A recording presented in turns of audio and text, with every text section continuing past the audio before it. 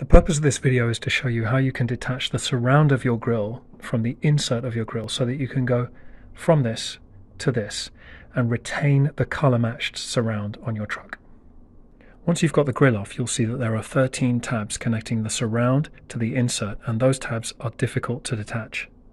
Make sure you've taken the 4 retaining screws off, 2 on this side, 2 on the other side. The problem with these 13 clips is that the surround has a little tab to stop the clip coming out on this side, and the insert has a little tab to stop the clip coming out on this side.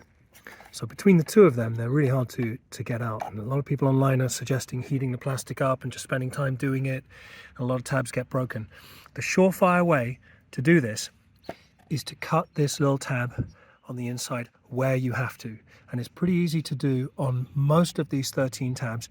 Just put a razor blade in here and just slice this down. You don't even have to take the whole thing off, just slice this backside down. These clips will still retain even with this little tab broken, shaved away on the back side, because the front side will still clip on and you're still going to have the 4 retaining screws.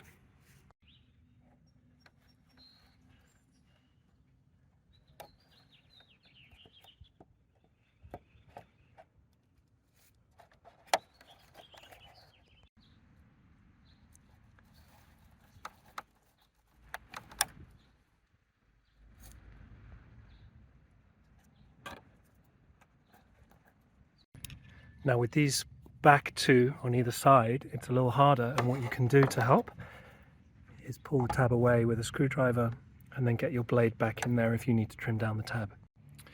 There you go, I got mine off. Now remember, you may not have to do this to every single connecting point, but after you've done it, you'll see you get kind of, this is what it looks like after the fact. And at the end of the day, the reason that you're splitting these is so that you can put your new grille on. So the fact that you've taken these tabs off probably isn't a big deal for you.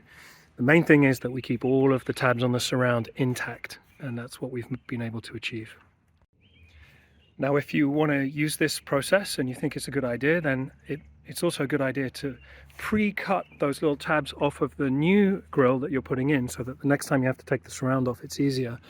I think what I'm going to do is just pre-cut the difficult to reach ones, the 2 on either side, so that if I do get into the same situation again with this grille, I want to replace it for any reason, I only really would have to cut the inside tabs on the easy to reach mounting points.